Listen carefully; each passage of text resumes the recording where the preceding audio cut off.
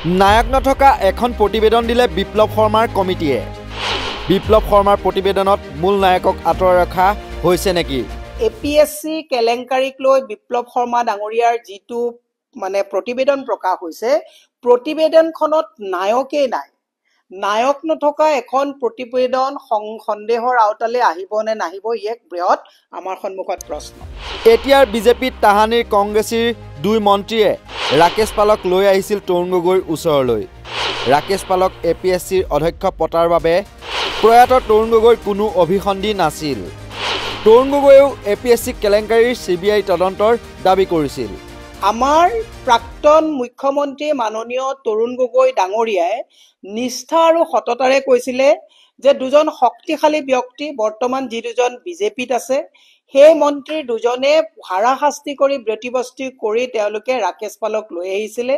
ৰাকেশ পালক চেয়াৰমেন দিয়াৰ তেওঁৰ কোনো অভিসন্ধি নাছিলে আৰু ৰাকেশ পালে কাক কাক কেনেকে ক'ত এপিএছচিত চাকৰি দিছে, কি দিছে, সেইটো লৈ পেলাই তেওঁ জ্ঞাত নহয় আৰু সেইকাৰণে তেওঁ কৈছিলে যে এটা CBI এনকুৱাৰী হ'ব লাগে। এতিয়া আমাৰ প্ৰশ্ন হ'ল, যদি মুখ্যমন্ত্ৰীগৰাকী সেই কেলেংকাৰীত জড়িত থাকিলেহেঁতেন তেওঁ নিজেই কেতিয়াও CBI এনকুৱাৰী নিবিচাৰিলেহেঁতেন। নিশ্চয়কৈ যদিহে প্ৰয়াত প্ৰাক্তন মুখ্যমন্ত্ৰী তৰুণ গগৈ নিজেই এপিএছচিৰ কেলেংকাৰীত জড়িত হ'লহেঁতেন, তেতিয়া নিজেই CBI তদন্ত দাবী নকৰিলেহেঁতেন।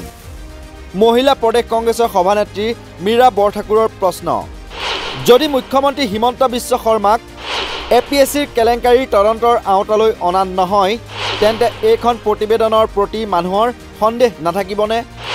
বিপ্লৱ কুমাৰ শৰ্মাৰ প্ৰতি থকা ৰাইজৰ আস্থাত ই বৃহৎ প্ৰশ্নবোধকৰ সৃষ্টি নকৰিবনে? কালেৰি খিয়াল খেদিছে, নিজৰ নাক কাটি সতিনীৰ যাত্ৰাভংগৰ কথা কৈছে।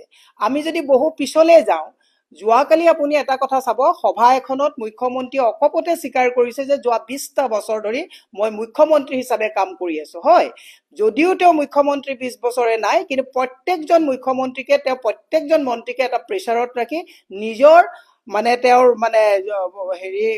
শক্তি প্ৰদৰ্শন কৰিবৰ কাৰণে সকলোকে এটা প্ৰেছাৰত ৰাখিছিলে। গতিকে মুখ্যমন্ত্ৰীজনক যদি আওতালে অনা নহয়, তেতিয়াহ'লে এইখন প্ৰতিবেদনৰ প্ৰতি মানুহৰ সন্দেহ নাথাকিবনে? বিপ্লৱ শৰ্মা ডাঙৰীয়াৰ প্ৰতি মানুহৰ থকা সন্মান আৰু যিটো আস্থা, এই আস্থাত বৃহৎ প্ৰশ্ন নাহিবনে? মুখ্যমন্ত্ৰীৰ ভাতৃয়ে তাৰাপ্ৰসাদ দাসৰ সময়ত কেনেকৈ এপিএছচিত চাকৰি পাইছিল তাৰো তদন্ত হ'ব লাগিব। মুখ্যমন্ত্ৰী যদি ইমানেই ধোৱা তুলসীৰ পাত, তেন্তে বহু কথাই তদন্তৰ আওতালৈ আহিব লাগিব। দুৰ্নীতিৰ বোকাৰে লুতুৰি পুতুৰি মুখ্যমন্ত্ৰীয়ে নিজেই নিজৰ ক্লিন চিট দিবলৈ বিচাৰিছে। এই মন্তব্য কংগ্ৰেছ নেত্ৰী মীৰা বৰঠাকুৰৰ। তৰুণ গগৈ ডাঙৰীয়াই এপিএছচি কেলেংকাৰীক লৈ CBI এনকুৱাৰী বিচৰা ভিডিঅ'টো পুনৰ সম্প্ৰচাৰণ হ'ব লাগে।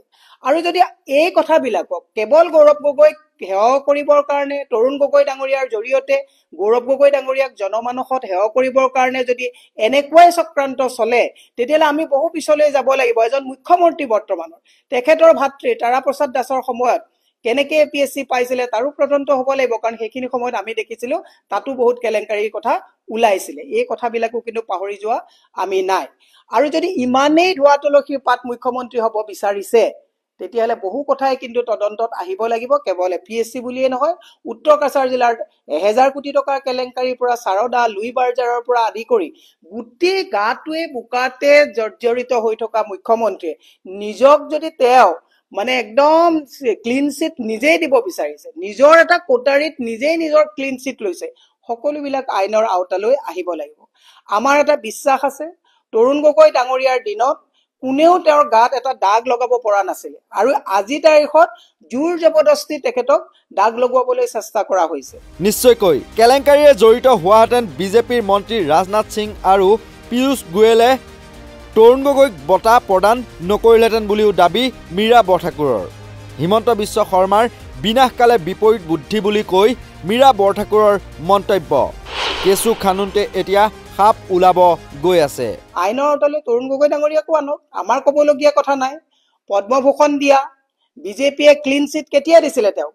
তেওঁ এজন ভাল মুখ্যমন্ত্ৰী হিচাপে ৰাজনাথ সিং ডাঙৰীয়াই তেওঁক এৱাৰ্ড দি থৈছে, তেওঁলোকৰ আৰু মন্ত্ৰীয়ে তেওঁক এৱাৰ্ড দি থৈছে, পদ্মভূষণ উপাধি তেওঁলোকে দি থৈছে। কেলেংকাৰীত যদি থাকিলেহেঁতেন এইবোৰ তৰুণ গগৈ ডাঙৰীয়াই নেপালেহেঁতেন। মই এটা কথা কৈছো, হিমন্ত বিশ্ব শৰ্মাই বিনাশকালে বিপৰীত বুদ্ধি এতিয়া কেঁচু খান্দিবলৈ যাওঁতে সাপ কিমান ওলাই আছে দিলীপ শইকীয়া ডাঙৰীয়াৰ যিটো ভৱেশ কলিতাই তদন্ত কৰিছিলে বিজয় গুপ্তা আৰু কোনোবা এজন মই নামটো এই মাত্ৰকে পটককে পাহৰি গৈছো কাৰণ ইমান একেদিন খেলি মেলি হৈছে এই তেওঁলোকে এই যে তদন্ত দিলীপ শইকীয়াৰ ওপৰত কৰিছিলে তাৰ তদন্ত আওতালৈ আহিবনে নাহিব আজি ৰাতিপুৱা দেখিলো দিবন ডেকাই কৈছে যে তেওঁলোকে এছআই কেলেংকাৰীত যিবিলাক হৈছিলে তাৰ তদন্ত আহিবনে নাহিব আজি ফেচবুকত দেখিছো গতিকে এটা কথা মই কৈছো মানুহক প্ৰবচন দিয়াৰ আগত বেলেগলৈ আঙুলি টুৱাৰ আগত মুখ্যমন্ত্ৰীয়ে পাহৰি যাব নালাগে যে সৰ্বকালৰ স্বাধীনতাৰ পিছত সবতছে যদি দুৰ্নীতিত নিমজ্জিত হৈছে তেৱেই হৈছে প্ৰধান এজন দুৰ্নীতিত মানে নিমজ্জিত এজন মুখ্যমন্ত্ৰী যি এই কংগ্ৰেছৰ দিনত থাকুতে তেখেতে তৰুণ গগৈ ডাঙৰীয়াক প্ৰেছাৰত ৰাখি 4-5টাকৈ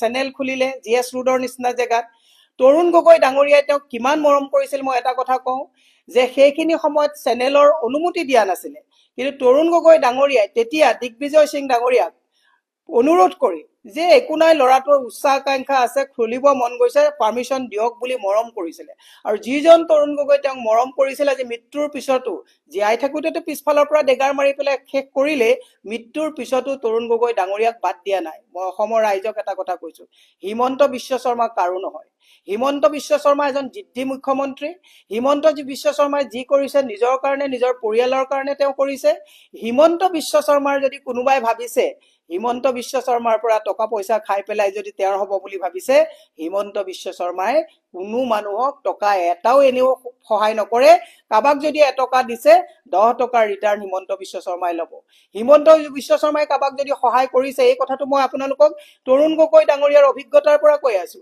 হিমন্ত বিশ্ব শৰ্মাই প্ৰতিটো মানুহক ব্যৱহাৰ কৰি আহিছে কোনো মানুহ হিমন্ত বিশ্ব শৰ্মাৰ গুডবুকত থাকিব নোৱাৰে তেওঁ অস্ত্ৰ হিচাপে সময় সময় ব্যৱহাৰ কৰে উল্লেখযোগ্য যে বিপ্লৱ কুমাৰ শৰ্মাৰ প্ৰতিবেদনত এতিয়াৰ মুখ্যমন্ত্ৰী তথা তাহানিৰ মন্ত্ৰী হিমন্ত বিশ্ব শৰ্মাৰ নাম নেদেখি এনেদৰে এতিয়া কংগ্ৰেছে উভতি ধৰিছে মুখ্যমন্ত্ৰী হিমন্ত বিশ্ব শৰ্মাৰ লগতে অন্যান্য নেতাসকলক বিপ্লৱ কুমাৰ শৰ্মা আয়োগৰ প্ৰতিবেদনে উল্লেখ কৰিছে যে গৌৰৱ গগৈৰ বিয়াত 3 লাখ টকাৰ সোণৰ অলংকাৰ উপহাৰ দিছিল ৰাকেশ পালে আৰু কাৰোবাৰ হতুৱাই পালক পাৰ্মানেণ্ট চেয়াৰমেন পাতিবলৈ সেই সময়ৰ CM তৰুণ গগৈৰ সন্মুখত অনুৰোধ জনোৱা হৈছিল আৰু তাৰ পাছতে এতিয়া কংগ্ৰেছী নেতাসকল উঠি পৰি লাগিছে বিজেপিক কটাক্ষ কৰিবলৈ নিউজ ডেস্কৰ ৰিপৰ্ট নৰ্থ ইষ্ট নাও